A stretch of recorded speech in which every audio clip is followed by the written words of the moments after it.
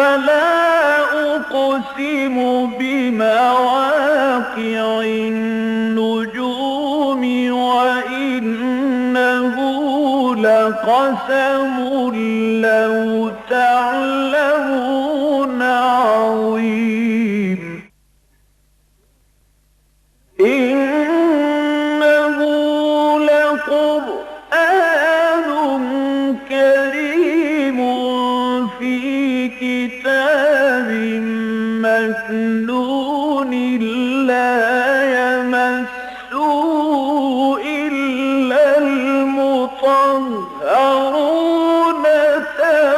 تنزيل من رب العالمين.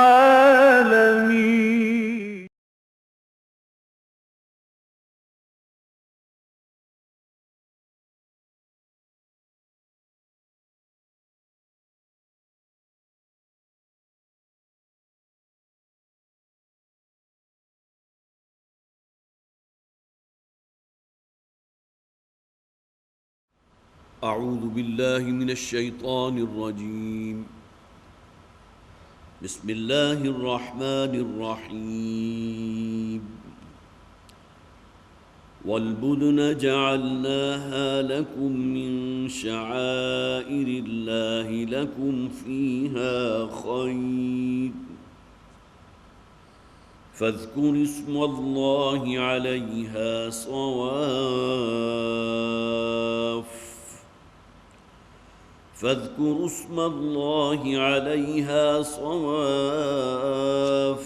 فإذا وجبت جنوبها فكلوا منها وأطعموا القانع والمعتر كذلك سخرناها لكم لعلكم تشكرون. لن ينال الله لحومها ولا دماؤها ولكن يناله التقوى منكم كذلك سخرها لكم لتكبروا الله على ما هداكم وبشر المحسنين. إن الله يدافع عن الذين آمنوا إن الله لا يحب كل خوان كفور. أذن للذين يقاتلون بأنهم ظلموا وإن الله على نصرهم لقدير. الذين أخرجوا من ديارهم بغير حق إلا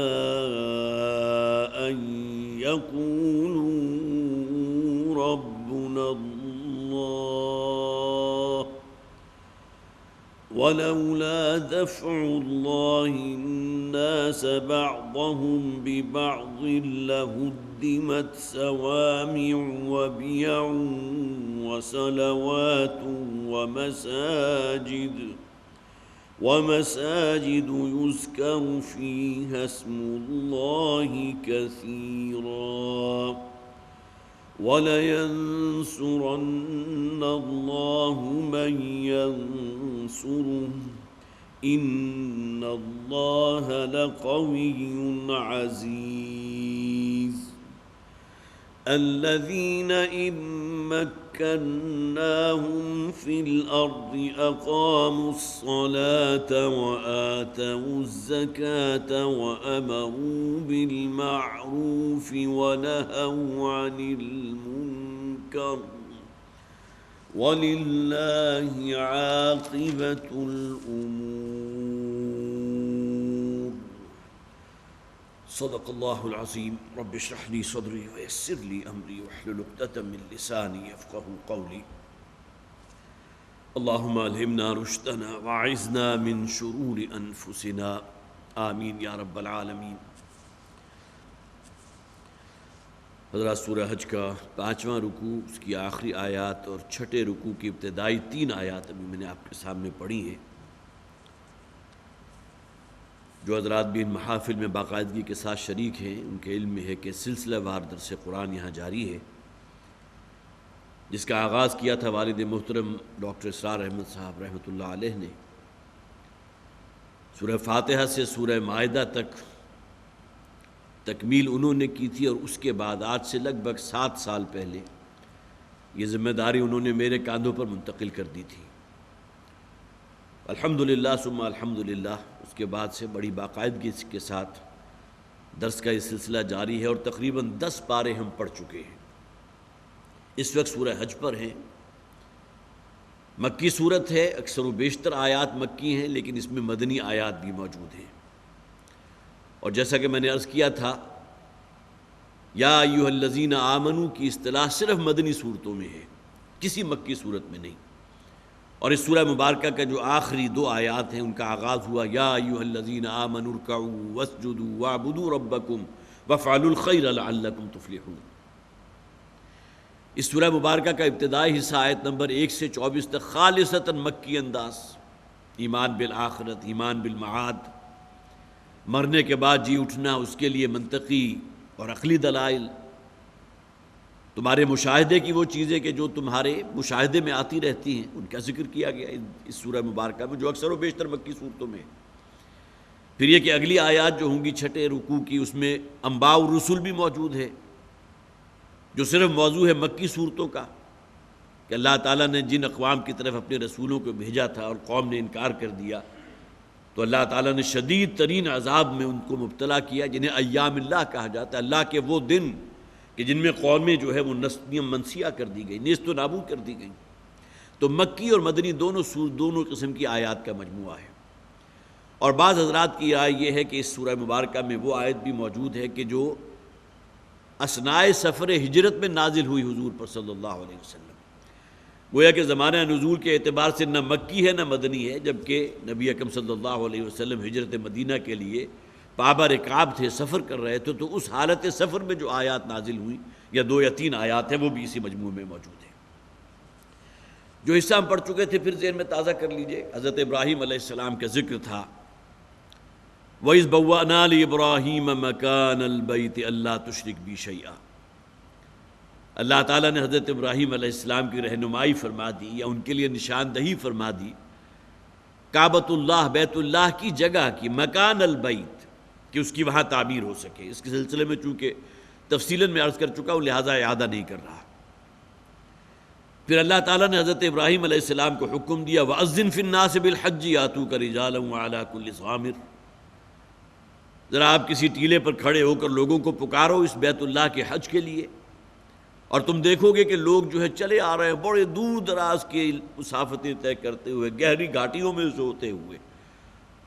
اور ان کی سواری کے جانور جو ہے اس کی وجہ سے کمزور اور دبلے ہو چکے ہیں۔ ضامر، وہ اونٹنیاں کہ جو سفر کی طوالت کی وجہ سے جو ہے بالکل نحیف ہو چکی ہوں، تو تم دیکھو گے کہ لوگ آئیں گے یہاں بیت اللہ کے حج کے لیے، ذرا ایک دفعہ آواز تو لگاؤ۔ اور میں نے عرض بھی کیا تھا کہ یہ حضرت ابراہیم علیہ السلام ہی کی آواز ہے کہ جس کا نتیجہ آج ہم دیکھتے ہیں کہ 40-45 لاکھ افراد جو ہے حج کی عبادت کے لیے وہاں جمع ہوتے ہیں۔ پھر اس کے بعد مناسک حج کا ذکر تھا، اور جو آیات آج ہمارے زیر مطالعہ آ رہی ہیں اس میں بھی جو امیڈیٹلی جو پہلی آیات تھی، وَلِكُلِّ أُمَّةٍ جَعَلْنَا مَنْسَكًا، اللہ تعالیٰ فرماتے ہیں کہ ہم نے ہر امت کے لیے ایک قربانی کا طریقہ متعین کر دیا تھا۔ پہلے شخص جو اس روئے ارضی پر بحیثیت نبی آئے ہیں وہ حضرت آدم علیہ السلام ہیں۔ اب جو لوگ بھی جو ہے وہ ایولیوشن کی تھیوری پر کسی درجے میں جو ہے اس حوالے سے مانتے ہیں کہ معلوم ہوتا ہے کہ انسان جو ہے یہ بھی اصل میں ان تمام ارتقائی جو مراحل ہیں اس سے ہوتا ہوا اپنے پیک پر پہنچا، اور اس کے بعد اس نوع میں سے اللہ تعالیٰ نے کسی ایک کو منتخب کر دیا، حضرت آدم علیہ السلام کو نبوت و رسالت کے لیے۔ یہ ان کی اپنی بات ہے، لیکن یہ کہ صرف اس بات کو ماننا اور تسلیم کرنا اور یقین کر لینا کہ حضرت آدم علیہ السلام جو ہیں وہ پہلے انسان تھے،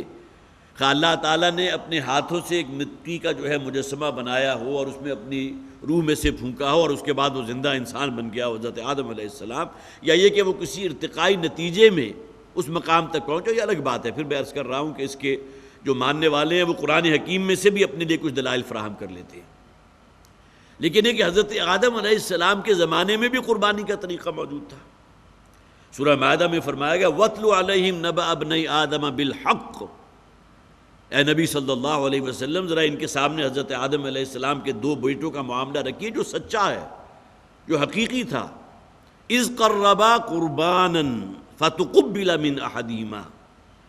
کہ جبکہ ان دونوں نے کوشش کی تھی اللہ کی قربت حاصل کرنے کی، اللہ کی جناب میں اپنا نذرانہ پیش کیا تھا، قربانی پیش کی تھی، تو ان میں سے ایک کی قربانی کو اللہ تعالیٰ نے قبول فرما لیا۔ اِذْ قَرَّبَا قُرْبَانًا، دیکھیے قربانی کا لفظ جو ہماری اردو زبان میں مستعمل ہے قرآن میں آ گیا، اِذْ قَرَّبَا، جبکہ وہ دونوں اللہ کا قرب چاہتے تھے، قربانًا، اور اس کے لیے جو ذریعہ انہوں نے اختیار کیا تھا وہ قربانی کا ذریعہ تھا۔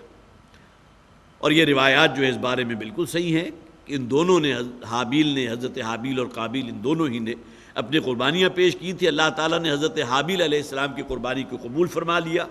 آسمان سے ایک آگ نازل ہوئی ہے اور اس نے گویا کہ اس قربانی کو اچک لیا یا بھسم کر لیا، اور یہ علامت تھی اس بات کی، یہ مظہر تھی اس بات کی کہ اللہ تعالیٰ نے اس قربانی کو قبول فرما لیا۔ قرآن میں ذکر موجود ہے۔ تو وَلِكُلِّ أُمَّةٍ جَعَلْنَا مَنْسَكًا، اللہ تعالیٰ فرماتے ہیں کہ ہر امت کے لیے ہم نے ایک متعین طریقہ جو ہے قربانی کا، اس کو معاملہ جو ہے متعین کر دیا تھا۔ لِيَذْكُرُوا اسْمَ اللَّهِ عَلَىٰ مَا رَزَقَهُم مِّن بَهِيمَةِ الْأَنْعَامِ، اور ظاہر ہے یہ جسے نسک کہا جاتا ہے، قُلْ إِنَّ صَلَاتِي وَنُسُكِي وَمَحْيَايَ وَمَمَاتِي لِلَّهِ رَبِّ الْعَالَمِينَ، یہ قرآن حکیم کی آیت ہے نا، کہہ دیجئے کہ میری نماز، إِنَّ صَلَاتِي وَنُسُكِي، اور میری قربانی، وَمَمَاتِي وَمَحْيَايَ، میرا زندہ رہنا اور میری موت، ہر شے اللہ کے اختیار میں، اللہ ہی کے لیے ہے۔ تو کہ قربانی کا کیا معاملہ، لِيَذْكُرُوا اسْمَ اللَّهِ عَلَىٰ مَا رَزَقَهُم مِّن بَهِيمَةِ الْأَنْعَامِ، اور اس کا طریقہ ہمیشہ سے جو متعین رہا ہے کہ اللہ تعالیٰ نے جو چوپائے اتارے ہیں تمہاری خدمت کے لیے، تمہارے گوشت کی ضرورت پورا کرنے کے لیے، تمہیں دودھ فراہم کرنے کے لیے، اور کیسے کیسے منفعتیں تم اس سے حاصل کرتے ہو، ان میں سے کسی کو اللہ کے نام پر قربان کر دو، اللہ کا نام لو، یہ اللہ کی جناب میں گویا کہ بہت بڑا ایک ذریعہ ہے اللہ کا قرب حاصل کرنے کا۔ اس لیے کہ جس شخص کا بھی وہ جانور ہے یا وہ مویشی میں سے کوئی شے اگر اس کے پاس ہے تو یقیناً وہ اللہ تعالیٰ ہی کی دی ہوئی ہے، بہی معنی کہ جو رزق حلال اسے میسر تھا اس میں سے اللہ تعالیٰ کو رستے میں قربان کرنے کے لیے اس نے اس مویشی کو یا اس قربانی کے جانور کو حاصل کیا تھا۔ وَالْبُدْنَ جَعَلْنَاهَا لَكُم مِّن شَعَائِرِ اللَّهِ، اب آئیے اس آیت کی طرف جو ہماری زیر مطالعہ تھی، اور وہ بڑے جانور جو گویا کہ اپنی جسامت کے اعتبار سے کئی گنا بڑے ہوتے ہیں، حضرت امام شافعی رحمۃ اللہ علیہ نے یہاں مراد لیا ہے صرف اونٹ، وہ گویا کہ بدنہ جو ہے وہ صرف اونٹ کو قرار دیتے ہیں، اور اونٹ کے ضمن میں اس کے بارے میں کوئی اختلاف نہیں کہ اس میں قربانی کے 7 حصے لگائے جا سکتے ہیں، لیکن بقیہ ائمہ کے نزدیک جو ہے وہ تمام، جس میں گائے بھی آ گئی، بیل بھی آ گئی، بھینس آ گیا، بھینسا آ گیا، جو چیزیں انسان کے لیے بطور مویشی جو استعمال کرتا ہے، خواہ اس سے جو ہے کوئی کام لیتا ہے، اس سے دودھ حاصل کرتا ہے، اس کا گوشت استعمال کرتا ہے، اس کی کھالوں کو استعمال کرتا ہے، یا یہ کہ اونٹ کو بار برداری کے لیے بھی استعمال کیا جاتا تھا۔ یہاں بھی ایک نکتہ بیان کیا تھا ایک مفسر نے، بڑی اچھی بات تھی کہ اہل عرب کے نزدیک تمام مویشیوں میں سب سے زیادہ قیمتی جو تھا وہ اونٹ تھا، اور ظاہر ہے کہ جو قبائلی زندگی ہے، جو خانہ بدوشوں کی زندگی ہے، جس میں انہیں اپنا تمام گھریلو سامان جو ہے کسی جانور کی پشت پر لاد کر اسے آگے روانہ کرنا ہے، آج یہاں ہے کل کہیں اور چلے گئے، تو ان کے لیے تو اونٹ جو ہے گویا کہ کی رول تھا ان کی زندگی میں، لہذا جو فرمایا گیا لن تنالوا البر حتى تنفقوا مما تحبون، تم نیکی کے کمال تک پہنچ نہیں سکتے جب تک کہ خرچ نہ کرو وہ شے جو تمہیں انتہائی محبوب ہے۔ تو اہل عرب کے نزدیک تمام مویشیوں میں سب سے زیادہ محبوب اونٹ تھا، لہذا قرآن حکیم میں جو ذکر کیا گیا وَالْبُدْنَ جَعَلْنَاهَا لَكُمْ، اللہ تعالیٰ فرماتے ہیں وہ قربانی کے قوی الجثہ جو جانور ہیں، جو اونٹ ہیں کہ جو ہم نے تمہارے لیے بنائے، من شعائر، اللہ کے شعائر میں سے ہے۔ ظاہر ہے کہ اس حوالے سے بھی اللہ تعالیٰ اسے اپنی نشانیوں میں سے قرار دیتا ہے۔ افلا ينظرون الى الابل كيف خلقت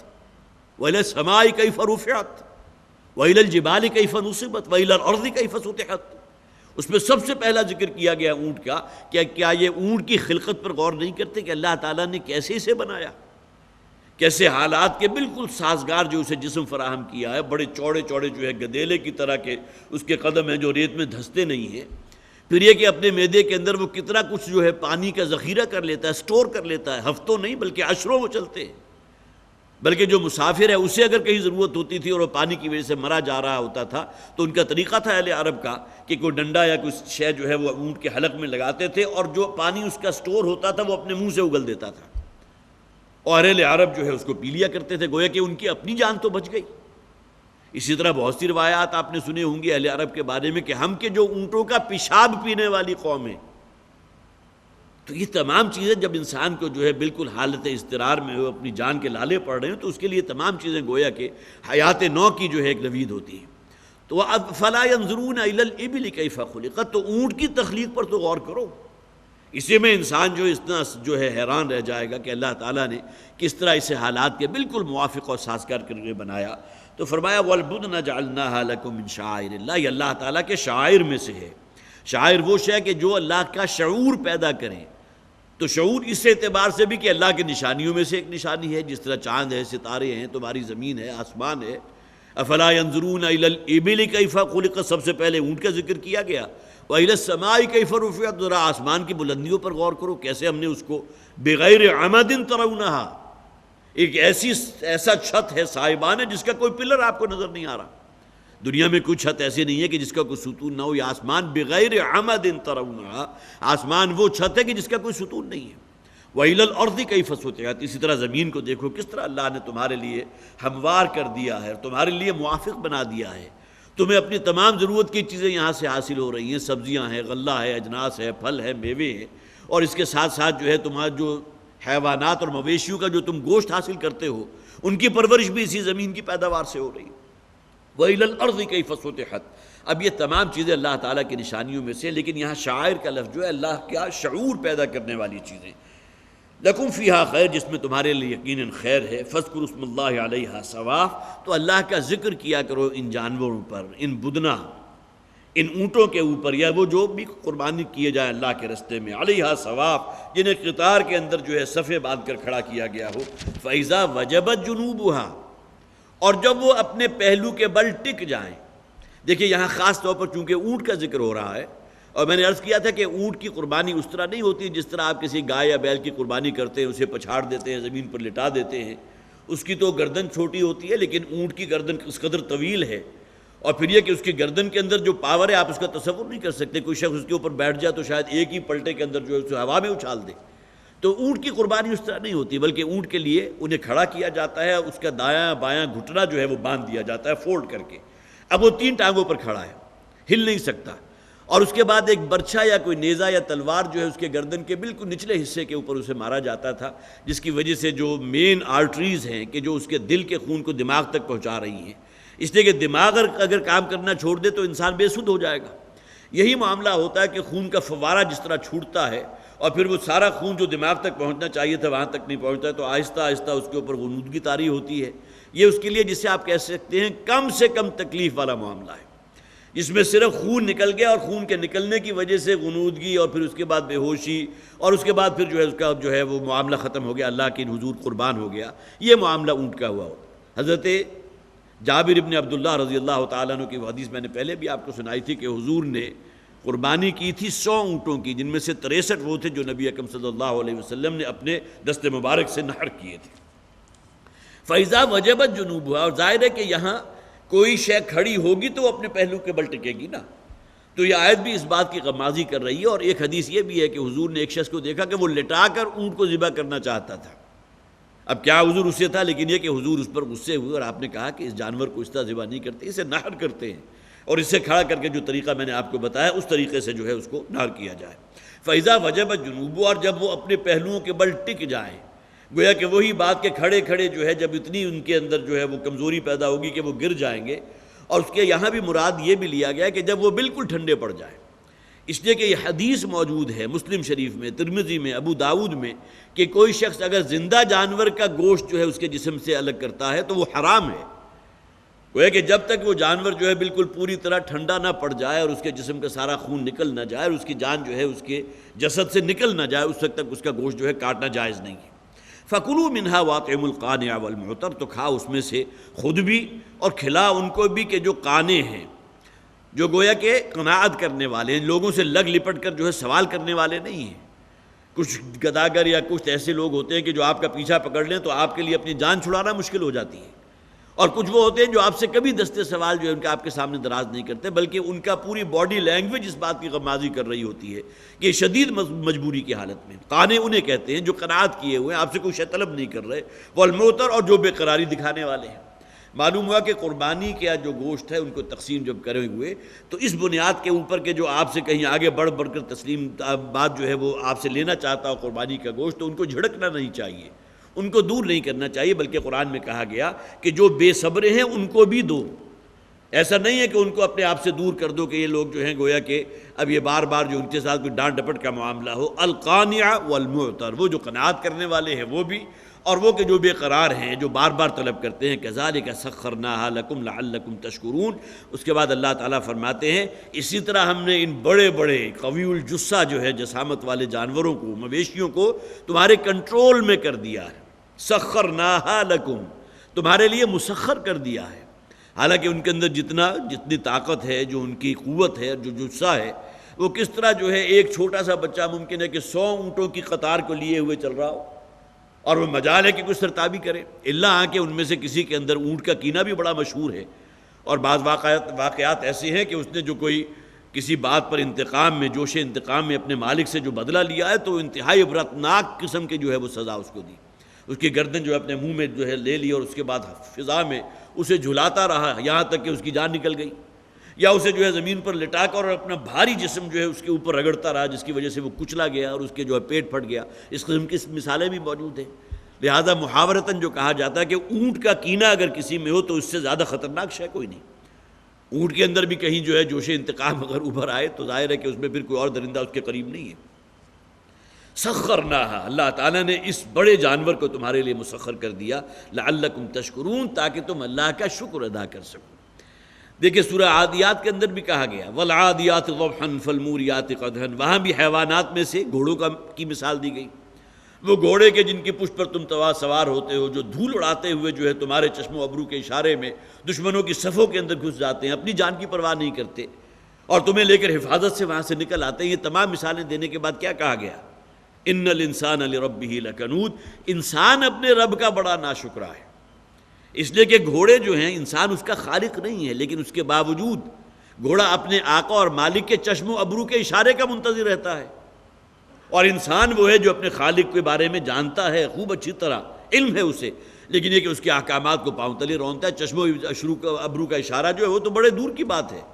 حرام و حلال کے اندر تمیز نہیں کرتا، اپنی خواہشات نفس کے اندر اس درجے اسیر ہو جاتا ہے کہ اللہ تعالیٰ کے احکامات پاؤں تلے روننے لگتا ہے۔ تو فرمایا گیا لعلکم تشکرون، تاکہ تم اللہ کی شکر گزاری اختیار کرو۔ اللہ تعالیٰ نے ان جانوروں کو تمہارے لیے جو مسخر کیا ہے، تو کم سے کم یہ حق تو مانو اللہ کا کہ اس کے لیے شکر گزاری اختیار کرو۔ لن ینال اللہ لحومها ولا دماؤها۔ دیکھیے تشکرون کا لفظ آیا، یہاں بھی ذہن میں پھر تازہ کر لیجئے، شکر کے 3 درجے ہیں۔ شکر باللسان، کہ جس شخص نے بھی آپ کے ساتھ کوئی احسان کا معاملہ کیا ہے، آپ کے ساتھ جو ہے اچھا سلوک کیا ہے، آپ کی خبرگیری کی ہے، تو کم سے کم زبان کے ذریعے تو اس کا شکریہ ادا کریں، یہ کم سے کم درجہ ہے۔ حیوانات کو اللہ تعالیٰ نے زبان نہیں دی کہ جس کی بنیاد پر وہ شکریہ ادا کر سکے، جزاک اللہ کہہ سکے، یہ شکرن کے الفاظ اس کی زبان پہ جاری ہو سکے، لیکن وہ اپنے پوری باڈی لینگویج سے اظہار کریں گے اس بات کا کہ وہ آپ کے شکر گزار ہیں۔ کسی پیاسے کتے کو، پیاسی بلی کو ذرا آپ دودھ ڈال کر دیکھیے، اور پھر جس طرح وہ آپ کے ساتھ لپٹے گا اور جو ہے اپنی جس سے آپ کا یہ وفاداری اور محبت کے جو ہے جس طرح اس کے لیے ناچے گا، آپ اس کا اندازہ نہیں کر سکتے۔ تو انسان کم سے کم یہ تو اللہ تعالیٰ نے اسے قدرت دی ہے نا کہ زبان کو استعمال کرے۔ شکر باللسان، شکر بالقلب، اور پھر یہ کہ دل کی گہرائی سے جس شخص نے بھی آپ کے ساتھ کوئی احسان کا معاملہ کیا، آپ کے ساتھ خیر کا معاملہ کیا ہے، دل کی گہرائیوں سے آپ کے اندر اعتراف ہونا چاہیے کہ واقعتاً وہ میرا محسن ہے، اور دل میں یہ بھی خیال ہونا چاہیے کہ کوئی موقع اللہ تعالیٰ دے کہ میں اس کے اس احسان کا بدلہ چکا سکوں، یہ انسانیت ہے نا۔ اور اس کے بعد ہے شکر بالجوارح۔ اب گویا کہ یہاں شکر آپ اس کا ادا کر رہے ہیں اپنے اعضاء و جوارح کے ذریعے۔ کسی نے آپ کو فرض کیجئے کہ قرض کے بوجھ تلے جو ہے آپ دبے ہوئے تھے، گردن تک اس دلدل میں گھسے ہوئے تھے، اور بڑی لمسم اس نے مدد کیا، آپ کو اس قرض کے بوجھ سے نکال دیا، تو آپ کا پورا جو وجود ہے اس کے سامنے تشکر بن جائے گا۔ یہاں اپنے خالق کو رکھ کر دیکھ لیے، سبحان اللہ کے الفاظ، الحمدللہ کے الفاظ، اللہ اکبر کے الفاظ، اور اسی طرح سبحان اللہ و بحمدہ سبحان اللہ العظیم، یہ تمام الفاظ جو آپ کو ملتے ہیں شکر باللسان ہے، اور پھر یہی شکر کے جذبات دل کی گہرائی سے انسان کے اندر سے جب نکلیں گے تو ظاہر ہے کہ اس کی وجہ سے انسان کے اعضاء و جوارح اپنے رب کے سامنے جھک جائیں گے۔ اسے کہیں گے سراپا تشکر بن جانا اپنے رب کے لیے، اپنے رب کے سامنے، کذالک سخرناھا لکم لعلکم تشکرون۔ اسی طرح اللہ تعالیٰ فرماتے ہیں کہ ہم نے ان جانوروں کو تمہارے لیے مسخر کر دیا ہے، تمہارے کنٹرول میں دے دیا ہے، تاکہ تم اللہ کے شکر گزار بندے بن سکو۔ لن ینال اللہ لحومھا ولا دماؤھا ولکن ینالہ التقوی منکم، نہیں پہنچتا اللہ تعالیٰ تک نہ ان جانوروں کا گوشت اور نہ خون، وَلَٰكِن يَنَالُهُ التَّقْوَىٰ مِنْكُمْ، ہاں اگر کوئی تقویٰ ہے، تقویٰ کی روح موجود ہے، روح تقویٰ اگر موجود ہے تو اللہ تک رسائی حاصل کر لے گی۔ اب ہمارے دین میں جو عبادات کا نظام ہے اس میں اس حکمت کو سامنے رکھیے۔ ایک تو ہر عبادت کا ظاہر ہے، روزہ ہے آپ صبح سے شام تک بھوکے پیاسے رہے، نماز ہے آپ پاک صاف ہو کر قبلہ رو ہو کر کھڑے ہوئے نماز ادا کر رہے ہیں، اس کے تمام اراکین جو ہیں وہ تعدیل کے ساتھ، اگر رکوع کریں تو اس طرح نہ اٹھ جائیں کہ ابھی پوری طرح جھکے بھی نہیں تھے کہ سیدھے ہو گئے، اسی طرح سجدہ اگر کر رہے ہیں تو ایسا سجدہ نہ کریں کہ ابھی پیشانی زمین پر ٹکی تھی اور فوراً اس کو اٹھا لیا جائے، جسے نبی اکرم صلی اللہ علیہ وسلم نے فرمایا کنقر الدیک، جس طرح مرغا جو ہے وہ ٹھونگے مارتا ہے، اگر سجدہ اس طرح کرو کہ ابھی جا کر پیشانی ٹکی اور فوراً اٹھا لیا تو یہ تو اسی طرح جس طرح کوئی مرغا ٹھونگے مار رہا ہو۔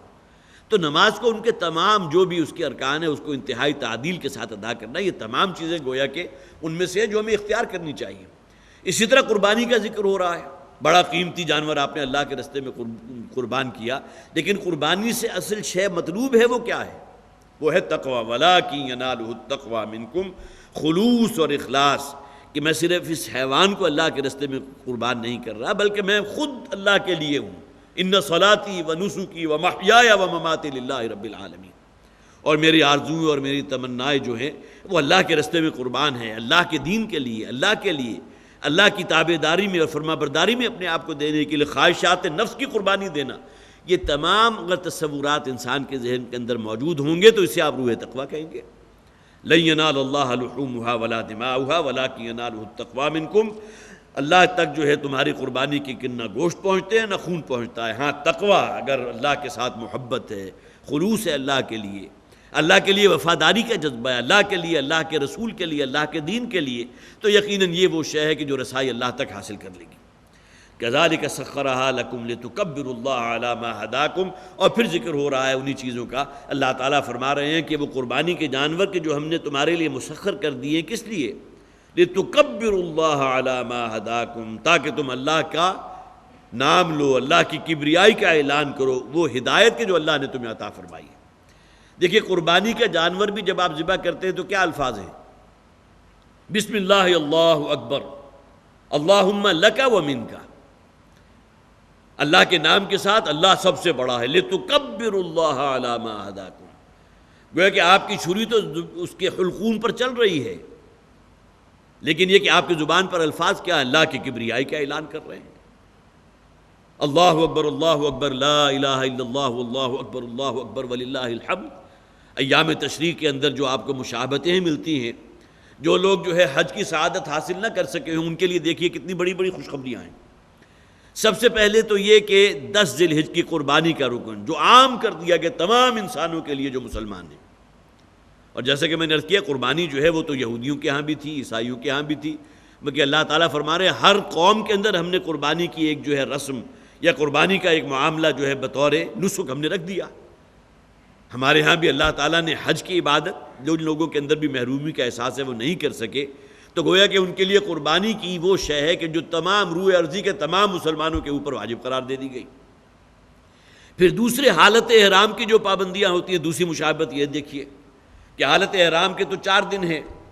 8 ذی الحجہ کو آپ نے جو ہے احرام باندھا ہے، 8 سے لے کر 9، 10 اور 10 کو اگر آپ جو ہے قربانی سے فارغ ہو گئے، حلق آپ کا ہو گیا، وہ ترتیب جو تھی وہ اگر پوری ہو گئی تو اس کے بعد آپ جو ہے احرام سے باہر آ سکتے ہیں، لیکن یہ 3 یا 4 دن جو ہے یہ تو احرام میں رہیں گے۔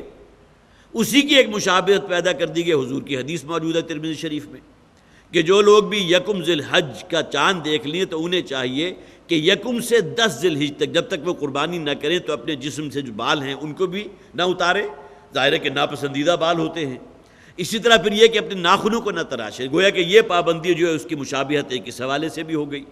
کہ حالت احرام کے اندر جو ہے آپ کو اس میں ایک گنا جو پابندیاں وہاں تھی اسی کی ریفلیکشن یہاں بھی ہے۔ پھر قربانی آپ کر رہے ہیں تو یہ گویا کہ اللہ تعالیٰ کا بڑا احسان ہے کہ اس نے تمام مسلمان جو روح ارضی کے کسی خطے میں ہوں،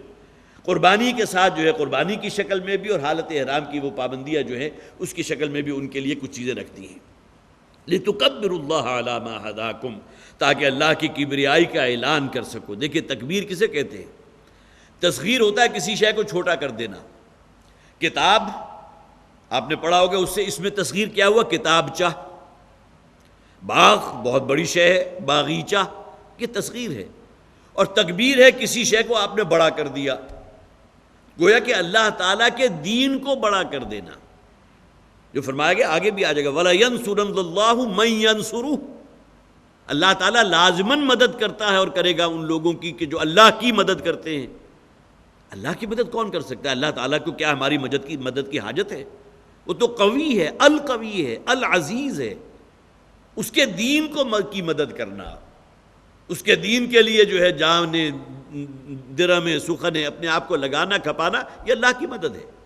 تو وَلَا يَنْصُرَنَّ اللَّهُ مَن يَنْصُرُهُ، اللہ لازماً مدد کرے گا ان کی جو اللہ کی مدد کرتے ہیں۔ اسی طرح کا معاملہ یہ ہے کہ یہاں تکبیر، اللہ کو بڑا کرنا، اللہ کے دین کو بڑا کرنا، اس کے لیے محنت کرنا، اس کے لیے کوشش کرنا، سب سے پہلے اللہ کے دین، اللہ کی شریعت کو اپنے اوپر نافذ کرنا، اور اس کے راستے میں سب سے بڑی رکاوٹ انسان کا اپنا نفس ہے، ان النفس لامارۃ بالسوء۔ گویا کہ تکبیر رب اپنی ذات کے اعتبار سے یہ ہوگی کہ تمہارے اس جسم پر اللہ واقعتاً بڑا دکھائی دے، اللہ ہی کا حکم سب سے بالا تر ہو۔ اپنے گھر کی چھوٹی سی سلطنت ہے، وہاں تکبیر رب کیا ہوگی؟ وہاں کوئی خلاف شریعت شے جو ہے وہاں دیکھو تو اس کو روک دو، اس کا سد باب کرو، اللہ کا بول بالا کرو اپنے گھر کی چار دیواری کے اندر۔ اور پھر جس محلے میں آپ رہ رہے ہیں، جس ملک میں آپ رہ رہے ہیں، تو اس کا کلائمیکس تو وہ ہوگا نا وَلِتُكَبِّرُوا اللَّهَ عَلَى مَا هَدَاكُمْ، جو اللہ تعالیٰ نے جو تمہیں ہدایت نامہ عطا فرمایا ہے، جو دین عطا فرمایا ہے، اس سے بڑی نعمت اور کوئی نہیں۔ تو اللہ کی کبریائی کا اعلان کرو، وَبَشِّرِ الْمُحْسِنِينَ، اور اے نبی صلی اللہ علیہ وسلم آپ تو بشارت دے دیجئے ان لوگوں کو جو احسان کی روش پر قائم ہے۔ یہاں بھی نوٹ کیجئے، احسان کسی دوسرے کے ساتھ حسن سلوک کرنا، یہ بھی احسان ہے۔ لیکن حدیث جبرائیل میں جو فرمایا گیا، ایک اسلام ہے، ایک ایمان ہے اور ایک احسان ہے، یہ تین مختلف کیٹیگریز ہیں۔ اسلام جو ہے شعائر اسلامی پر کاربند ہو جانا، نماز، روزہ، حج، زکوٰۃ، بنی الاسلام علی خمس، وہ حدیث آپ میں سے بہتوں کو یاد ہوگی۔ ایمان کیا ہے؟ دل کے یقین کے ساتھ اللہ تعالیٰ کی وحدانیت پر یقین، اس کی ربوبیت پر یقین، اور اس کے بعد احسان کا درجہ جو حضور سے حضرت جبرائیل نے تیسرا سوال کیا تھا، چونکہ بارہا اس حدیث کا حوالہ آتا رہا لہٰذا میں تفصیل بیان نہیں کر رہا۔ اخبرنی عن الاحسان، اے محمد صلی اللہ علیہ وسلم ذرا ہمیں بتائیے، مجھے بتائیے احسان کسے کہتے ہیں، احسان کی ڈیفینیشن کیا ہے؟ تو حضور نے کیا فرمایا؟ ان تعبد اللہ کأنک تراہ فإن لم تکن تراہ فإنہ یراک، کہ تم اللہ کی بندگی، اللہ کی غلامی، اللہ کی عبادت کرو گویا کہ اپنی نگاہوں سے اسے دیکھ رہے ہو، اور اگر تم نہیں دیکھ رہے اللہ کو تب بھی یہ تو یقین رکھ لو کہ اللہ تمہیں دیکھ رہا ہے۔ ان تعبد اللہ کأنک تراہ فإن لم تکن تراہ فإنہ یراک، تو گویا کہ یہ تو بلند ترین درجہ ہے اللہ کی عبادت کا حق ادا کرنا، گویا کہ تم اپنی نگاہوں سے اللہ کو دیکھ رہے ہو تو تمہاری عبادت کے اندر جو حسن، جو نکھار اور جو خوبصورتی پیدا ہوگی اس کے کیا کہنے ہیں، یہ مقام احسان ہے۔ وَبَشِّرِ الْمُحْسِنِينَ ان اللہ یدافع عن الذین آمنوا، اللہ تعالیٰ مدافعت کرے گا ان لوگوں کی طرف سے جو اہل ایمان ہیں۔ دیکھیے دال فا اور عین، دفع الا، یہ آتا ہے عربی زبان میں کوئی شے کسی کو سونپ دینا، کسی کو دے دینا، کسی کی ملکیت میں دے دینا، اور دال فا اور عین دفع عن یہ آتا ہے مدافعت کے لیے، دفاع جس طرح ہم کہتے ہیں تمہارا دفاع کرنا، تمہاری مدافعت کرنا، پھر یہ کہ تمہیں اپنی حفاظت میں لے لینا، تمہاری مدد کرنا، تمہاری تائید اور نصرت کرنا، یہ تمام چیزیں آ جائیں گی اس میں۔ ان اللہ یدافع عن الذین آمنوا، اللہ تعالیٰ تو مدافعت فرمانے والا ہے ان لوگوں کی طرف سے جو اہل ایمان ہیں۔ اب گویا کہ یہاں بھی آ گئی بات کہ جو مکی دور تھا نبی اکرم صلی اللہ علیہ وسلم کی زندگی کا، وہاں تو لوگوں کے لیے جسے آپ کہیے کہ زندگی گزارنا جو ہے انتہائی مشکل کر دیا گیا تھا۔ اگرچہ اللہ تعالیٰ کی طرف سے مدافعت وہاں بھی تھی، لیکن نبی اکرم صلی اللہ علیہ وسلم کا اپنا معاملہ دیکھ لیجئے، آپ سجدے کی حالت میں ہے، ایک بدبخت گیا ہے اونٹ کی اجڑی لا کر جو ہے آپ کے سر پر رکھ دی ہے۔ اسی طرح طائف کیا اگر آپ اس کا تصور کریں تو انسان کو جو ہے جھرجھری طاری ہوتی ہے کہ حضور کے ساتھ کیا سلوک ہوا وہاں رحمت للعالمین کے ساتھ، کہ چاروں طرف سے پتھر تاک تاک کر مارے جا رہے ہیں، آپ کا جسم مبارک جو ہے وہ پتھروں کی وجہ سے جو زخم بنے ہیں اس کی وجہ سے لہو لہان ہو گیا۔ کیا ہم کہیں گے کہ اللہ تعالیٰ مدافعت کرنے پر قادر نہیں تھا؟ یقیناً تھا، لیکن اس کے بعد یہ اب دور وہ تھا کہ جس میں اللہ تعالیٰ نے گویا کہ صحابہ کرام کو اور حضور کو بھی ان کے حوالے کیا ہوا تھا، جیسے چاہو ان کو آزما کر دیکھ لو، کہیں کوئی کھوٹ ہو، کہیں کوئی معاملہ جو ہے ایسا ہو جس کی وجہ سے کوئی شخص واپس پلٹ جائے اپنے دین کی طرف، کوئی ایک مثال بھی ایسی موجود نہیں۔ لیکن اس کے بعد پھر حفاظت خصوصی حضور کو فراہم ہوئی۔ جب حضور نے سفر ہجرت اختیار کیا ہے تو غار ثور میں 3 دن پوشیدہ رہے، وہاں کیسی حفاظت اللہ نے فراہم کی کہ مکڑی نے جو ہے وہ جالا بھی بن دیا، ایک کبوتری گویا کہ وہاں جو ہے سالوں سے کوئی گھونسلہ موجود تھا، جہاں کوئی کبوتر اور کبوتری کا جوڑا رہتے تھے وہاں انڈے موجود اور کبوتری وہاں بیٹھی ہوئی، یہ حفاظت خصوصی تھی۔ اسی طرح جب سراقہ ابن مالک نے تعاقب کیا حضور کا صلی اللہ علیہ وسلم تو 3 مرتبہ اس کے گھوڑے کے جو ہے وہ اگلے پاؤں جو ہے زمین میں دھس گئے، ریت کے اندر گہرے اتر گئے، وہ آگے بڑھ ہی نہیں سکا۔ یہ حفاظت خصوصی جو ہے اللہ تعالیٰ کی طرف سے حاصل رہی ہے اور مسلمانوں کو بھی حاصل رہی ہے، اور پھر یہ کہ نبی اکرم صلی اللہ علیہ وسلم کی ذات کے تو کیا کہنے، لیکن مکی دور کا اگر آپ تقابل کریں گے تو وہاں تو معلوم ہوتا تھا کہ مسلمانوں کو کفار کے حوالے کر دیا کہ جیسے چاہو انہیں ٹھوک بجا کر دیکھ لو کہ کہیں کوئی کھوٹ تو نہیں ہے ایمان میں۔ تو ان اللہ یدافع عن الذین آمنوا، اللہ تعالیٰ مدافعت فرمانے والا ہے، مدافعت کرتا بھی رہا ہے، اور آئندہ غزوہ بدر کے موقع پر کیسی مدافعت کی اللہ نے، 313 کے جن کے پاس گنتی کی 3 یا 5 تلواریں تھیں، اور مقابلے میں 1000 کا لشکر کیل کاٹے سے لیس، چند ہی ساعتوں کے اندر اللہ تعالیٰ نے فتح عطا فرما دی۔ بعض روایات ایسی بھی ہیں کہ صحابی کہتے ہیں کہ میں اپنی تلوار لے کر جو ہے ایک مشرک کے پیچھے دوڑا کہ میں اس کا سر قلم کروں، تو میں نے دیکھا کہ ابھی میری تلوار جو ہے اٹھی بھی نہیں تھی کہ اور اس مشرک کا سر جو ہے اس کے جسم سے جدا کر دور جا پڑا۔ اب یہ کہاں سے وہ تلوار آئی تھی؟ وہ اللہ تعالیٰ کی طرف سے غیبی مدد تھی، جو فرمایا گیا ہے کہ اللہ تعالیٰ کے رستے میں جہاد کرنے والوں کی اللہ مدد فرماتا ہے، اور ایسے لشکروں کے ذریعے مدد فرماتا ہے جن کو تم اپنی آنکھوں سے دیکھ نہیں سکتے، وہ فرشتوں کے لشکر ہیں۔ اگرچہ ایک ہی فرشتہ ان کے لیے کافی ہے کہ وہ ایک پھونک مارے یا ایک ہاتھ چلائے تو وہ تمام کے تمام ہلاک ہو جائیں، لیکن اللہ تعالیٰ جو ہے مسلمانوں کی، جسے آپ کہیے کہ دل جوئی کے لیے فرماتا ہے کہ اللہ تعالیٰ سینکڑوں ہزاروں کی تعداد میں فرشتے تمہاری مدد کے لیے بھیجیں گے۔ تو یہ ہے مدافع جو اللہ تعالیٰ کی طرف سے ہوتی ہے۔ ان اللہ یدافع عن الذین آمنوا ان اللہ لا يحب کل خوان کفور، اور اللہ تعالیٰ پسند نہیں کرتا ان لوگوں کو جو خوان ہیں، خیانت کرنے والے ہیں، دغاباز ہیں، کفور اور انتہائی ناشکرے ہیں۔ اذن للذین یقاتلون بانہم ظلموا، اب یہ آیت وہ ہے، اور اس سے پچھلی آیت ان اللہ یدافع جس کے بارے میں میں نے کہا تھا کہ بعض حضرات کی رائے یہ ہے کہ یہ اثناء ہجرت، سفر ہجرت نازل ہوئی ہے، جبکہ حضور ہجرت فرما رہے تھے، گویا کہ جیسا کہ میں نے عرض کیا تھا کہ وہ نہ مکی آیات میں ہے نہ مدنی آیات میں ہے، بلکہ اس سفر کے دوران نازل ہوئی۔ ان اللہ یدافع عن الذین آمنوا، یہ آیت بھی اور اس سے اگلی آیت بھی۔ اذن للذین یقاتلون بانہم ظلموا، آج اجازت دے دی گئی ہے ان لوگوں کو کہ جو قتال کرتے تھے کافروں کے ساتھ، لڑتے تھے، بانہم ظلموا، کہ ان کے اوپر ظلم کیا گیا تھا۔ گویا کہ مکی زندگی میں جو مکی دور تھا نبی اکرم صلی اللہ علیہ وسلم صحابہ کرام کا، اس میں جو حکم تھا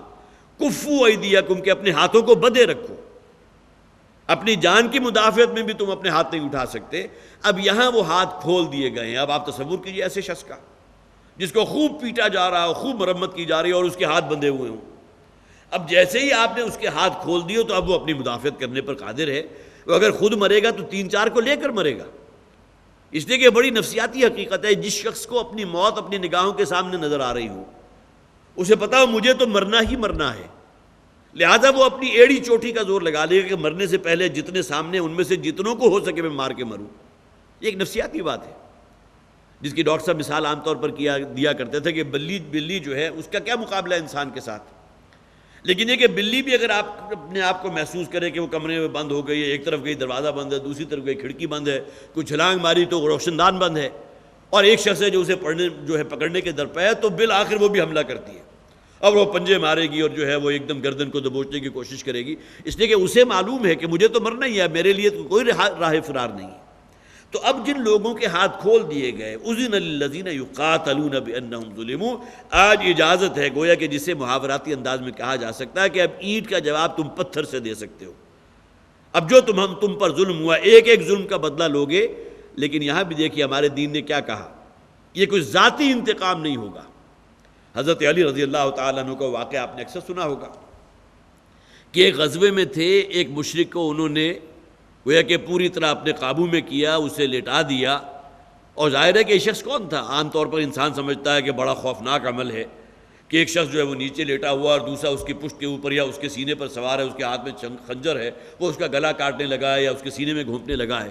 بہت ہی خوفناک منظر۔ لیکن یہ شخص کہ جس کی جان لی جا رہی ہے وہ ہے کون؟ وہ اللہ کا دشمن، اللہ کے رسول کا دشمن، اللہ کے دین کا دشمن، جو کہا گیا ہم اعداء اللہ و اعداء الرسول و اعداء الدین۔ تو اس سے بڑا جرم کیا ہوگا کہ اللہ کا دشمن، اللہ کے رسول کی جان لینے کے لیے وہ آیا تھا۔ اگر اس کا بس پڑتا تو نبی اکرم صلی اللہ علیہ وسلم کو قتل کیے بغیر وہ نہ جاتا، یہ اس کے عزائم تھے، یہ اس کے ارادے تھے، اور اس کو اگر قتل کیا جا رہا ہے تو یقیناً جسے آپ کہیے حق بحقدار رسید کی بات ہے کہ جتنا بڑا جرم تھا اس کے ساتھ وہی معاملہ ہونا چاہیے۔ تو حضرت علی رضی اللہ تعالیٰ عنہ اس کے سینے پر سوار تھے، آپ نے اپنا خنجر کو بلند کیا اس کی جان لینے کے لیے، اور عین اس موقع پر اس شخص نے حضرت علی کے منہ پر تھوک دیا۔ اب دیکھیے ہونا کیا چاہیے تھا کہ پہلے جس طاقت سے خنجر جا رہا تھا اس سے دگنی طاقت سے جاتا، آپ یا میں ہم میں سے کوئی شخص ہوتا تو یہی معاملہ ہوتا نا۔ اس لیے کہ ایک تو اس بات کا غصہ ہے ہی کہ وہ اللہ کا دشمن ہے، اللہ کے رسول کا دشمن، اور دوسری طرف اس نے آپ کے منہ کے اوپر تھوکا ہے۔ لیکن یہ کہ حضرت علی رضی اللہ تعالیٰ عنہ فوراً اس کے سینے پر سے اتر گئے، اس کو چھوڑ دیا، اس لیے کہ چھوڑا اس خیال سے کہ اب کوئی اور شخص اس کو مار دے گا، ٹھیک ہے ختم ہو جائے گا۔ لیکن یہ کہ یہاں جب سوال کیا گیا تو انہوں نے کہا کہ پہلے میں صرف اللہ کے لیے اس کو قتل کر رہا تھا، میرا کوئی ذاتی اس سے دشمنی نہیں تھی، لیکن اب جب اس نے میرے منہ پر تھونکا ہے تو میرے اندر ایک ذاتی انتقام کا جذبہ پیدا ہو گیا، لہٰذا اب اگر میں اسے مارتا تو اس کے اندر وہ ذاتی انتقام کا عنصر بھی شامل ہو جاتا، لہٰذا اس کو چھوڑ دیا۔ اب اس سے بڑی مثال میں نہیں سمجھتا کہ کوئی چشم فلک آپ کو پیش کر سکتی ہے، لہٰذا اس حوالے سے ہمیں دیکھنا چاہیے اذن للذین یقاتلون بانہم ظلموا، ان کے ساتھ بڑا ظلم ہوا تھا۔ حضرت عمار رضی اللہ تعالیٰ عنہ کی نگاہوں کے سامنے ان کے والد کے ساتھ جو سلوک کیا گیا کہ 4 وحشی اونٹ حاصل کیے گئے، واقعہ آپ حضرات کے علم میں پھر تازہ کر لیجئے، ہمارے ایمان کے جذبات میں اضافہ ہوتا ہے۔ ایک کے ساتھ ایک بازو باندھا گیا، دوسرے کے ساتھ دوسرا بازو باندھا گیا، تیسرے کے ساتھ ایک ٹانگ، چوتھے کے ساتھ دوسری ٹانگ، اور چاروں کو مخالف سمت میں دوڑا دیا گیا۔ تو حضرت یاسر رضی اللہ تعالیٰ عنہ کے جسم کے جو حال ہوا ہوگا آپ اس کا تصور کریں تو آپ کو جھرجھری آئے گی۔ جسم 4 حصوں میں تقسیم ہو گیا، اور یہ حصے وہ نہیں تھے کہ جس طرح آپ کسی تیز نشتر سے جو ہے 4 حصوں میں تقسیم کر دیتے ہیں، بلکہ اس دباؤ کی وجہ سے جس طرح ہوا ہوگا آپ اس کا تصور نہیں کر سکتے۔ تو حضرت عمار کے دل کے اندر بھی تو یہ تمام واقعات موجود تھے نا، لہٰذا وہ ایک جسے آپ کہیے کہ حساس رگ جو تھی اس کو بھی چھیڑا گیا، بِأَنَّهُمْ ظُلِمُوا۔ آج ہاتھ جو کھولے جا رہے ہیں ان لوگوں کے کہ جن کے ساتھ بڑا ظلم ہوتا رہا، جن کی نگاہوں کے سامنے ان کے والدین کو جو ہے ہلاک کر دیا گیا، بے حرمتی کی گئی۔ وَإِنَّ اللَّهَ عَلَىٰ نَصْرِهِمْ لَقَدِيرٌ، اور اللہ تعالیٰ قادر ہے اس شے پر کہ ان کی بھرپور مدد کرے، ان کی مدد کرنے پر پوری طرح قادر ہے۔ الَّذِينَ أُخْرِجُوا مِن دِيَارِهِمْ، وہ لوگ کہ جو اپنے گھروں سے نکال باہر کیے گئے۔ دیکھیے ایک تو ہے جسمانی تشدد، بہت سی ایسی طبائع ہوتی ہیں کہ جنہیں اپنا مسکن یا اپنا گھر جو اس کے ساتھ خصوصی محبت ہوتی ہے۔ جب یہ تقسیم کا بٹوارا ہوا تھا 1947 کا، پاکستان وجود میں آیا، تو اس وقت بہت سے لوگ صرف اس بنیاد پر شہید کیے گئے تھے کہ وہ اپنے اس مکان کو چھوڑنے کو تیار نہیں تھے، اس لیے کہ وہاں ان کے آباء و اجداد تھے، اسی سرزمین میں ان کے آباء و اجداد کی قبریں ہیں، جو ایک روحانی تعلق انسان کا اس سرزمین کے ساتھ ہو جاتا ہے جہاں اس کی پیدائش ہوئی، جہاں اس کا بچپنا بیتا ہے۔ لہذا کسی شخص کے لیے بہت بڑا امتحان ہے کہ انہیں اس کے گھر سے باہر نکال دیا جائے، وہ اپنی جان تک قربان کر دے گا، لیکن یہ کہ اپنے اس مسکن کو چھوڑنے کو تیار نہیں ہوتا۔ اس طرح بہت سی مثالیں ہوں گی، بلکہ مجھے یاد آیا میرے اپنے جو بڑے ماموں تھے، چونکہ ان کا بچپن بھی اور ان کی جوانی بھی تمام وہیں ساہیوال میں گزری تھی، پھر وہ ریٹائر بھی ہوئے۔ اس کے بعد ان کی اولاد میں سے ایک صاحب میرے ماموں زاد تھے، وہ آ کر یہاں شفٹ ہو گئے لاہور۔ اب بڑی کوشش کی کہ کسی طرح اپنی جو ہے والد اور والدہ کو یہاں لاہور لے آئیں، وہ آنے کو تیار نہیں تھے۔ اس لیے کہ ان کی وہ جو بچپن کی بیٹھکیں تھیں، ان کے لوگ جو ہیں وہ ابھی تک موجود تھے، وہی گلیاں ہیں، وہی گھر ہے، اور اس گھر کے ساتھ ایک روحانی یا جو محبت کا تعلق تھا اس کو چھوڑنے کو تیار نہیں تھے۔ بہرحال بڑی کوشش کر کے جو ہے وہ ان کو بالآخر لے آئے، کسی طرح مجبور کر کے، اس لیے کہ ہمارے تمام جو بھی اعزاء و اقارب ساہیوال میں رہتے تھے، منٹگومری میں رہتے تھے، وہ یہاں سے ہجرت کر کے آ گئے تھے اکثر و بیشتر۔ وہ آ تو گئے لیکن دل وہیں اٹکا ہوا تھا، لہٰذا ہفتے یا عشرے کے بعد ان کی شدید خواہش ہوتی ہے کہ واپس جائیں وہیں اسی گھر کے اندر۔ اس گھر کو انہوں نے سیل نہیں کیا تھا اس وقت تک، اور وہاں جائیں اور وہاں ان لوگوں کے ساتھ جو ہے بیٹھیں، جن کے ساتھ ان کا بچپن اور ان کی جوانی گزری، اور اس گھر کے اندر جو ایک ٹھنڈک اور روحانی مسرت محسوس کرتے تھے۔ لیکن بالآخر یہی ہوا کہ بالآخر مجبور کر کے اپنے اس بیٹے کو بھی جو انہیں لے کر آیا تھا زبردستی یہاں لاہور، اس کو واپس پھر ساہیوال لے گئے۔ تو یہ ایک تعلق ہوتا ہے انسان کا اس سرزمین کے ساتھ کہ جہاں اس کا بچپن یا اس کی نوجوانی، جوانی، اور پھر یہ کہ انہی حالات میں وہ پھر ادھیڑ پن بھی جو ہے، پھر بڑھاپے کی عمر بھی، اور بالکل بوڑھے ہو جائیں انہی علاقوں کے ساتھ۔ تو الذین اخرجوا من دیارہم، وہ لوگ کہ جو زبردستی نکال دیے گئے اپنے گھروں کے ساتھ، وہ گھر کے جن کے ساتھ ان کا بڑا محبت کا معاملہ تھا، بڑا پیار تھا ان گھروں سے، بغیر حق، نا حق۔ یہاں خاص طور پر روایات موجود ہیں، بہت سی ایسی مثالیں، حضرت ام سلمہ اور حضرت ابو سلمہ رضی اللہ تعالی عنہ دونوں حضور پر ایمان لے آئے، اچھے خاصے متمول خاندان سے ان کا تعلق تھا،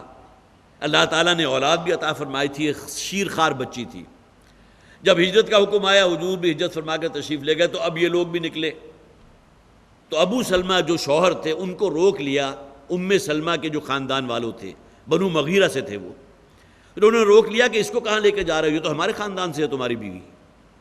یہ ہماری ملک ہے، ٹھیک ہے جب تک تم یہاں ہو، اس گھر میں ہو تو تمہاری ملکیت میں ہے،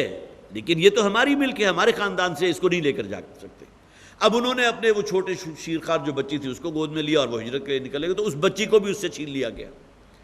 اب یہ گویا کہ کسی باپ کے لیے کہ وہ وہاں سے ہجرت کر رہا ہے اور اپنا چھوٹا سا خاندان جو ہے جس میں اس کی بیوی اور اس کی ایک شیرخوار بچی ہے، اس کو بھی نہیں لے جا سکا، تو صرف یہ نہیں کہ انہیں گھروں سے نکالا گیا بلکہ ان تمام چیزوں سے محروم کر دیا گیا کہ جن کے ساتھ ان کی محبتیں تھیں۔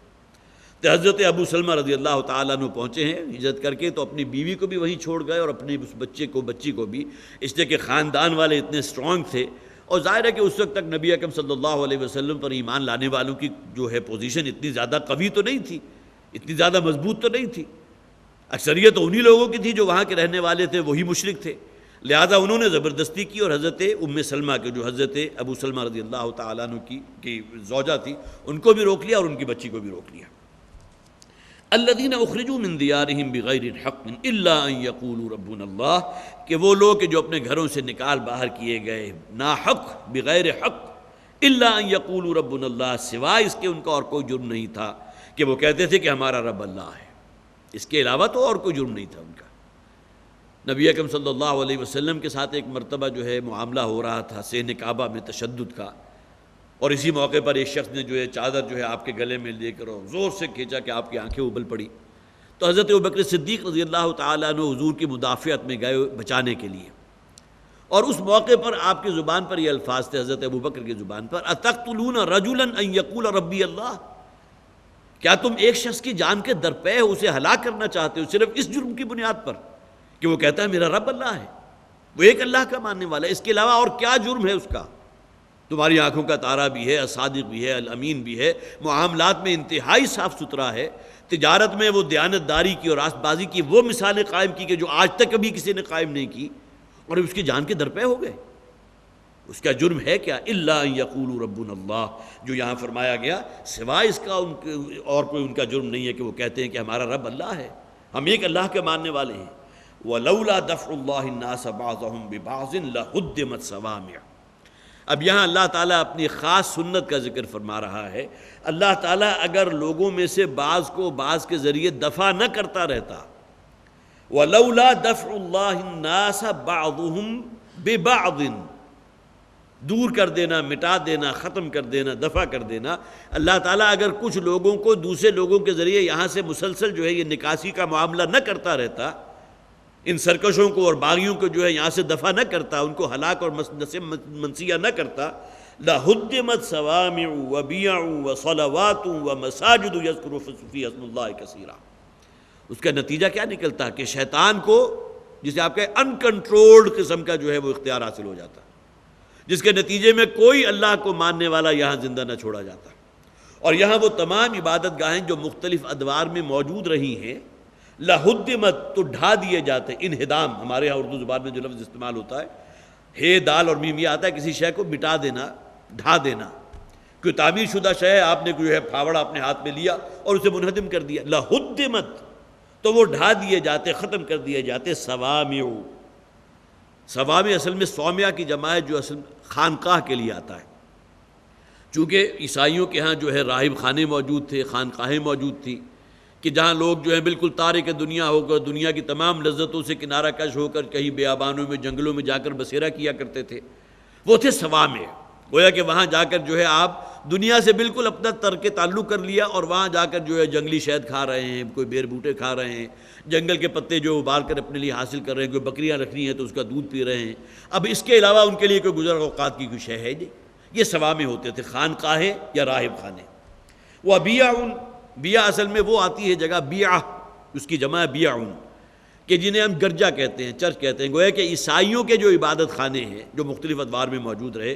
آج بھی بڑے بڑے چرچ موجود ہیں، تو بیع آئے گا ان چیزوں کے لیے جو عیسائی اپنی عبادت کے لیے استعمال کرتے ہیں۔ اور جیسا کہ میں نے عرض کیا تھی، خانقاہیں جو ہیں یہ ہندوؤں کے ہاں بھی رہی ہیں، راہب خانے جو ہیں ان کے عیسائیوں کے ہاں بھی ہیں، لیکن صوامع و بیعون، اور وہ چرچز یا وہ گرجا کے جو عبادت کے لیے استعمال کرتے تھے، وہ صلوات، اور یہودی لوگ جو اپنے لیے استعمال کرتے تھے عبادت خانے، صلاتا ان کو کہ سینیگوگز، وہ میں اکثر و بیشتر چونکہ وہ ان کا عام آبادیوں میں ان کا کوئی وجود ہوتا نہیں، مندر بھی آپ حضرات نے دیکھے ہوں گے، گرجے بھی دیکھے ہوں گے، لیکن یہودیوں کے عبادت خانے جنہیں آپ وہ صلوتا کہتے ہیں یا سینیگوگ کہتے ہیں، وہ اکثر و بیشتر نہیں ہوتے، وہ اگر آپ کو ملیں گے تو ان کی اپنی ان آبادیوں میں نظر آتے ہیں جو خالصتاً یہودیوں کی آبادیاں ہیں۔ تو وہ عبادت گاہیں جو یہودی اپنے لیے استعمال کرتے تھے انہیں صلوتا کہتے تھے یا سینیگوگز، وہ صلوات و مساجد،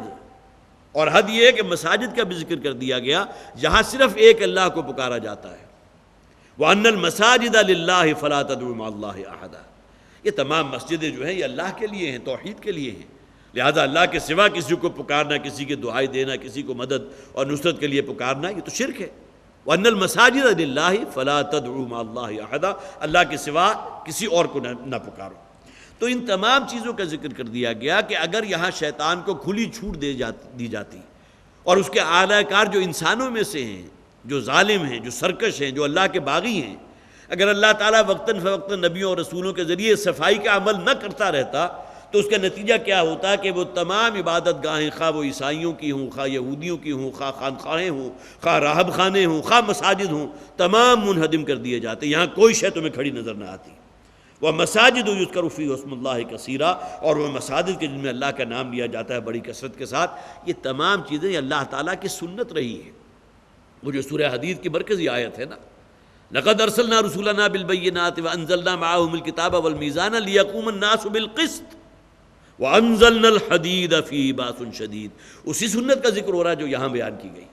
کہ اللہ تعالیٰ نے لوہے کی طاقت اتاری ہے، مسلمانوں اس کو اپنے ہاتھ میں لو اور ان اللہ کے باغیوں سرکشوں کا قلع کما کر دو، ان کی سرکوبی کرو، انہیں کچل کر رکھ دو۔ لوہے کی طاقت کو ہاتھ میں لینا، یہ اللہ تعالیٰ ذریعہ بناتا ہے ان لوگوں کو کہ جو اللہ تعالیٰ مختلف نبیوں اور رسولوں کی امتوں میں پیدا کرتے ہیں جو حق کے علمبردار بنے۔ تو فرمایا گیا وَلَوْلَا دَفْعُ اللَّهِ النَّاسَ بَعْضَهُمْ بِبَعْضٍ، اور اللہ تعالیٰ اگر نہ دفع کرتا رہتا، نہ ختم کرتا رہتا لوگوں میں سے بعض کو بعض کے ذریعے، تو تم کیا دیکھتے؟ لَهُدِّمَتْ صَوَامِعُ وَبِيَعٌ وَصَلَوَاتٌ وَمَسَاجِدُ يُذْكَرُ فِيهَا اسْمُ اللَّهِ كَثِيرًا، تو ڈھا دیے جاتے وہ تمام جو ہے خانقاہیں بھی اور جو راہب خانے ہیں وہ بھی، اور گرجا اور چرچ بھی، اور سینیگوگز بھی، اور صلوتا بھی، اور مساجد بھی جن میں اللہ کا نام لیا جاتا تھا۔ وَلَيَنْصُرَنَّ اللَّهُ مَن يَنْصُرُهُ، اور اللہ تعالیٰ تو لازماً مدد کرتا ہے اور کرے گا ان کی کہ جو اللہ کی مدد کرتے ہیں۔ ان اللہ لقوی عزیز، یقین اللہ تعالیٰ القوی ہے، العزیز ہے۔ یہاں بھی گویا کہ جیسا کہ میں نے عرض کیا تھا کہ یہاں حضرت ابراہیم علیہ السلام کا ذکر کیا گیا، بیت اللہ کا ذکر کیا گیا، بیت اللہ کے جس کا اصل مقصد توحید تھا، وہاں سینکڑوں کی تعداد میں دیوی اور دیوتاؤں کے مجسمے پڑے ہوئے، بدترین مرکز بن گیا شرک کا۔ تو مسلمانوں کی جو غیرت تھی، ان کی جو حمیت دینی تھی، اس کو بھی ابھارا گیا کہ اب تمہارے ذمے ہے کہ اللہ کے اس بیت اللہ کو جو ہے ان کے تسلط سے آزاد کراؤ، اور اس کے لیے لوہے کی طاقت کو ہاتھ میں لو۔ وَأَنزَلْنَا الْحَدِيدَ فِيهِ بَأْسٌ شَدِيدٌ، اور پھر اللہ تعالیٰ اسی ذریعے سے لوگوں میں سے جو بھی نجس ہیں، جو بھی ناپاک لوگ ہیں، جو بھی اللہ کے سرکش اور باغی ہیں، ان کا صفایا کرتا رہتا ہے۔ لہذا ذرا ہمت کرو، اور آگے مزید فرمایا گیا وَلَيَنْصُرَنَّ اللَّهُ مَن يَنْصُرُهُ، اللہ تعالیٰ تو لازماً مدد کرتا ہے اپنے ان بندوں کی جو اللہ کی مدد کرتے ہیں۔ پھر میں عرض کر رہا ہوں کہ اللہ تعالیٰ کو مدد کی حاجت نہیں ہے، وہ القوی ہے، العزیز ہے۔ ہاں یہ تم اللہ کے دین کی مدد کرو گے تو اللہ تعالیٰ اسے اپنی مدد سے تعبیر کرتا ہے۔ اللہ کو تمہارے قرض کی حاجت نہیں ہے، لیکن قرآن میں کتنی جگہ کہا گیا مَنْ ذَا الَّذِي يُقْرِضُ اللَّهَ قَرْضًا حَسَنًا، کون ہے وہ کہ جو اللہ کو قرض دے قرض حسن۔ اور یہودیوں نے کہا تھا دیکھو تمہارا اللہ تو فقیر ہے، معاذ اللہ، آخر فقیر ہی ہوگا نا جو دوسروں سے کہے گا مجھے کچھ روپیہ پیسہ دو، تو اللہ تعالیٰ کہتا ہے کہ مجھے قرض دو، تو کیا معنی ہے کہ اللہ کے پاس کچھ نہیں، اللہ فقیر ہے، معاذ اللہ۔ قرآن میں موجود ہے ان اللہ فقیر ونحن اغنیاء، یہ ان کا قول جو ہے سنکتب ما یقولون، الفاظ ایسے ہیں کہ ہم لکھ رہے ہیں ان کی اس بات کو، یہ جسارت، اتنی بڑی بات کہ اللہ کو کہہ رہے ہیں کہ اللہ فقیر ہے۔ اللہ تعالیٰ نے کتنے مقامات پر کیا مَنْ ذَا الَّذِي يُقْرِضُ اللَّهَ قَرْضًا حَسَنًا، کون ہے جو اللہ کو قرض حسن دے۔ یہاں اللہ کو قرض حسن دینے سے مراد کیا ہے؟ اللہ کے دین کو غالب کرنے کے لیے جو روپیہ پیسہ لگاؤ گے اللہ تعالیٰ اسے اپنے ذمہ قرض سے تعبیر کرتا ہے، اور یہاں جو ریوارڈ ملے گا تو صرف دگنا یا چوگنا یا 5 گنا یا 10 گنا نہیں، بلکہ 700 گنا تک، جس کی مثال دی گئی سورہ بقرہ میں۔ جس طرح تم ایک گندم کا بیج بوتے ہو، ایک بیج ہے، اس میں جو ننا سا پودا نکلے گا اس میں سے 7 بالیاں ہیں، ہر بالی میں 100 بیج ہیں، تو گویا کہ ایک بالی کے ذریعے آپ نے 7 ملٹیپلائڈ بائی 100 700 بیج حاصل کیے۔ تو آگے بھی فرمایا کہ اللہ تعالیٰ کے خزانے اس سے بھی زیادہ وسیع ہیں۔ تو اللہ کو قرض دینے کے بعد یہ نہ سمجھو کہ تمہیں جو اس کا ریوارڈ ملے گا وہ کہیں تمہاری گنتی میں آ سکے گا۔ کسی بندہ مومن کے یہ الفاظ جو ہے نبی اکرم صلی اللہ علیہ وسلم نے اپنی ایک حدیث مبارکہ میں فرمایا تھا کہ ایک بندہ جب اللہ کے ہاں پہنچے گا اور اللہ کے عنایات اور اللہ کا فضل اور اس رحمت کو دیکھے گا تو وہ کہے گا پروردگار میں تو اس قابل نہیں تھا، تو اللہ تعالیٰ فرمائے گا تمہاری نیکیوں کو ہم پالتے رہے ہیں، وہی 100 گنا 700 گنا اس سے بھی زیادہ جو ثواب اللہ تعالیٰ عطا فرمائے گا۔ تو فرمایا گیا وَلَيَنْصُرَنَّ اللَّهُ مَن يَنْصُرُهُ، اللہ تعالیٰ لازماً مدد کرتا ہے ان لوگوں کی کہ جو اللہ کے دین کی مدد کرتے ہیں۔ ان اللہ لقوی عزیز، یقین اللہ تعالیٰ القوی ہے۔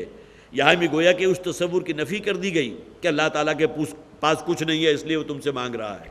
یا اللہ تعالیٰ خود اپنی مدد کرنے پر قادر نہیں ہے اس لیے تمہیں کہتا ہے کہ اللہ کی مدد کرو۔ ان اللہ لقوی عزیز، اللہ تعالیٰ انتہائی قوی ہے، بڑی قوت والا ہے، بڑا زور آور ہے، اور عزیز ہے، بڑا زبردست ہے۔ اللہ تعالیٰ ہمیں قرآن حکیم کو سمجھنے کی اور اس پر عمل کرنے کی توفیق عطا فرمائے۔ ہمارا وقت چونکہ ختم ہو چکا ہے، اگرچہ آج کا جو میرا نصاب تھا اس میں اگلی آیت بھی باقی تھی، لیکن انشاءاللہ وہ اگلی مرتبہ ہمارے زیر مطالعہ آئے گی۔ بارک اللہ لی ولکم فی القرآن العظیم ونفعنی وإیاکم بالآیات والذکر الحکیم۔